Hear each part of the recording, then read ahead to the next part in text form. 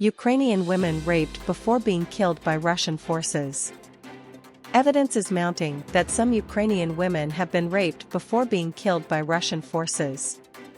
Forensic doctor Vladyslav Pirovskyi, whose team has been examining about 15 bodies a day, many of them severely mutilated and disfigured, told The Guardian that autopsies on residents from Bucha, Irpin, and Borodianka had produced a few cases which suggest that these women had been raped before being shot to death.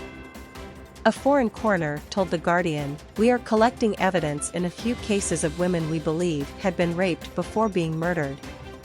There have been multiple allegations of rape by Russian forces. In one of the most disturbing cases, in Bucha, 25 women were kept in a basement and systematically raped by the invading forces. The Ukrainian president said last week that hundreds of women had been raped by Russian soldiers.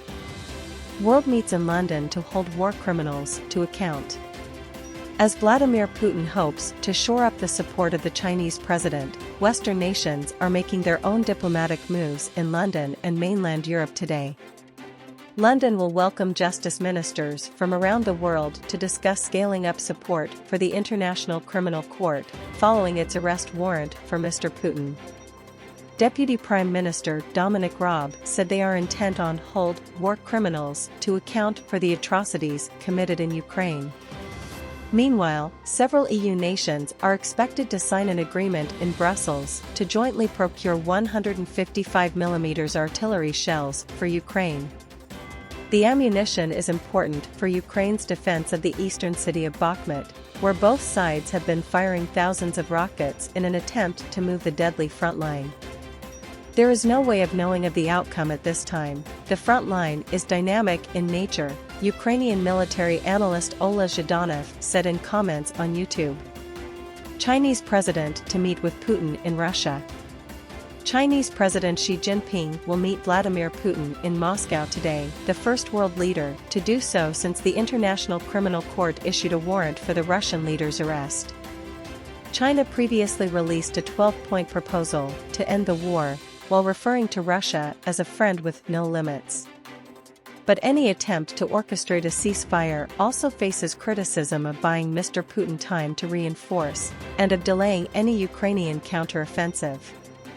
In an article published at the beginning of his visit to Moscow, Mr. Xi said China's proposal serves as a constructive factor in neutralizing the consequences of the crisis and promoting a political settlement.